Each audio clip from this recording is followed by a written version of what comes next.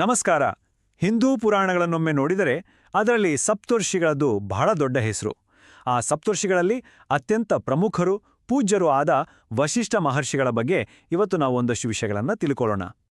ಸರಿ, ಈ ಒಂದು ವಿಶ್ಲೇಷಣೆಯಲ್ಲಿ ನಾವು ವಸಿಷ್ಠರ ಜೀವನ ಹೇಗಿತ್ತು, ಅವರ ಪರಂಪರೆಯ ಪ್ರಮುಖ ಮಜಲುಗಳು ಯಾವುವು ಅಂತ ಒಂದೊಂದಾಗೆ ನೋಡೋಣ. ಹಾಗಾದ್ರೆ ಮೊದಲಿಗೆ ವಸಿಷ್ಠರು ಅಂದ್ರೆ ಯಾರು? ಪ್ರಾಚೀನ ಗ್ರಂಥಗಳಲ್ಲಿ ಅವರಿಗೆ ಯಾಕೆ ಅಷ್ಟೊಂದು ಮಹೋನ್ನತ ಸ್ಥಾನವಿದೆ ಅನ್ನೋದನ್ನ ಅರ್ಥ ಮಾಡ್ಕೊಳ್ಳೋಣ. ನೋಡಿ, ವಸಿಷ್ಠ ಅನ್ನೋದು ಕೇವಲ ಒಂದು ಹೆಸರಲ್ಲ. ಅದು ಅಗಾಧವಾದ ಜ್ಞಾನ, ಅಸಾಧಾರಣವಾದ ಆಧ್ಯಾತ್ಮಿಕ ಶಕ್ತಿ ಮತ್ತು ಎಲ್ಲದಕ್ಕಿಂತ ಮುಖ್ಯವಾಗಿ ಧರ್ಮ ಅಂದ್ರೆ ವಿಶ್ವದ ಒಂದು ನೈತಿಕ ಕ್ರಮಕ್ಕೆ ಅವರು ಹೊಂದಿದ್ದ ಅಚಲವಾದ ಬದ್ಧತೆಯ ಸಂಕೇತ. ಇನ್ನು ಅವರ ಹಿನ್ನೆಲೆ ಬಗ್ಗೆ ನೋಡೋಣ ಬನ್ನಿ. ಅದು ಎಂತಹ ಅಸಾಧಾರಣವಾಗಿತ್ತು, ಆ ಕಾಲದ ಸಮಾಜದಲ್ಲಿ ಅವರ ಪಾತ್ರ ಎಷ್ಟೊಂದು ಮುಖ್ಯವಾಗಿತ್ತು ಅಂತ ಗಮನಿಸೋಣ. ಅವರ ವ್ಯಕ್ತಿತ್ವವನ್ನ 3 ಮುಖ್ಯವಾದ ಸಂಗತಿಗಳು ರೂಪಿಸ್ತವೆ.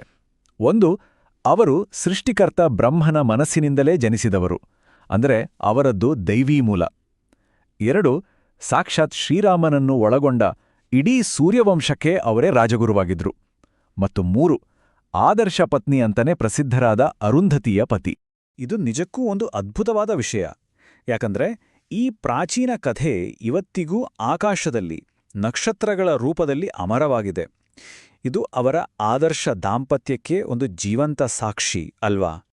ಇದು ನಮ್ಮನ್ನು ಆ ಕಾಲದ ಒಂದು ಬಹುಚರ್ಚಿತ ಸಂಘರ್ಷದ ಕಡೆಗೆ ಕರೆದೊಯ್ಯುತ್ತೆ. ಈ ಸಂಘರ್ಷ ಏನಿದೆ, ಇದು ವಸಿಷ್ಠರ ಶಕ್ತಿಯ ನಿಜವಾದ ಸ್ವರೂಪವನ್ನೇ ನಮ್ಮುಂದೆ ತೆರೆದಿಡುತ್ತೆ. ಇದು ಕೇವಲ ಇಬ್ಬರು ವ್ಯಕ್ತಿಗಳ ನಡುವಿನ ಜಗಳ ಆಗಿರಲಿಲ್ಲ. ಇದು 2 ಬೇರೆ ಬೇರೆ ರೀತಿಯ ಶಕ್ತಿಗಳ ನಡುವಿನ ಸಂಘರ್ಷವಾಗಿತ್ತು. ಒಂದು ಕಡೆ ರಾಜನ ಭೌತಿಕ ಸೈನ್ಯದ ಬಲ ಇದ್ರೆ, ಇನ್ನೊಂದು ಕಡೆ ಋಷಿಯ ತಪಸ್ಸು ಮತ್ತು ಆಧ್ಯಾತ್ಮಿಕ ಶಕ್ತಿ ಇತ್ತು. ಈ ಐತಿಹಾಸಿಕ ಸಂಘರ್ಷ 4 ಹಂತಗಳಲ್ಲಿ ನಡೆಯುತ್ತೆ. ಮೊದಲಿಗೆ ರಾಜ ಕೌಶಿಕನ ಕಣ್ಣು ವಸಿಷ್ಠರ ಕಾಮಧೇನು ನಂದಿನಿಯ ಮೇಲೆ ಬೀಳುತ್ತೆ.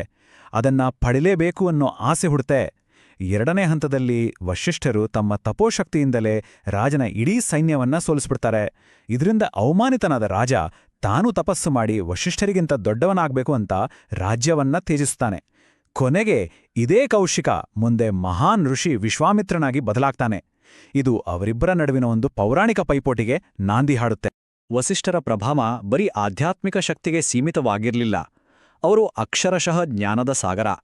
ಅವರ ಬೌದ್ಧಿಕ ಕೊಡುಗೆಗಳು ಇವತ್ತಿಗೂ ಅಷ್ಟೇ ಪ್ರಸ್ತುತ ಮತ್ತು ಮೂಲಭೂತವಾಗಿವೆ. ಅವರ ಜ್ಞಾನದ ಪರಂಪರೆ ಹಿಂದೂ ಧರ್ಮದ ಅತ್ಯಂತ ಪವಿತ್ರ ಗ್ರಂಥಗಳಲ್ಲಿ ಇಂದಿಗೂ ಜೀವಂತವಾಗಿದೆ. ಋಗ್ವೇದದ ಸ್ತೋತ್ರಗಳಿಂದ ಹಿಡಿದು ಜ್ಯೋತಿಷ್ಯದ ಬಗ್ಗೆ ತಿಳಿಸುವ ವಸಿಷ್ಠ ಸಂಹಿತೆ, ಹಾಗೆಯೇ ಅತ್ಯಂತ ಆಳವಾದ ತತ್ವಶಾಸ್ತ್ರವನ್ನು ಒಳಗೊಂಡಿರುವ ಯೋಗ ವಸಿಷ್ಠದವರೆಗೆ ಅವರ ಕೊಡುಗೆ ನಿಜಕ್ಕೂ ಅಪಾರ. ಇವುಗಳಲ್ಲಿ ಯೋಗ ವಸಿಷ್ಠ ಅನ್ನೋದು ತುಂಬಾನೇ ವಿಶೇಷವಾದದ್ದು ಮತ್ತು ಮಹತ್ವಪೂರ್ಣವಾದದ್ದು. ಇದು ಯುವ ರಾಜಕುಮಾರ ರಾಮನಿಗೆ ಆಧ್ಯಾತ್ಮಿಕ ಜ್ಞಾನವನ್ನ ನೀಡೋದಕ್ಕೋಸ್ಕರ ನಡೆದ ಒಂದು ಆಳವಾದ ತತ್ವಭರಿತ ಸಂವಾದದ ರೂಪದಲ್ಲಿದೆ.